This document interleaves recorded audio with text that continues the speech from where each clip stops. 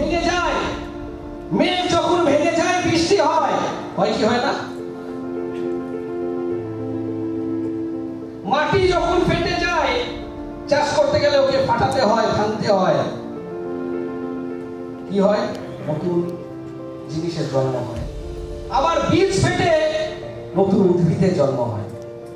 তাহলে ভেঙে যাওয়া জিনিসের প্রতি ঈশ্বরের একটা শক্তি প্রদান করা আছে। ঠিক বলছি না ভুল বলছি? একটা কংক্রিট মানুষ, একটা তৈরি হওয়া মানুষ, একটা সুশিক্ষিত মানুষ, একটা অর্থশালী মানুষ, তাকে ডেভেলপমেন্ট করা থেকে ভেঙে যাওয়া মানুষকে ডেভেলপমেন্ট করার আনন্দ অন্য নিজের সৃষ্টি।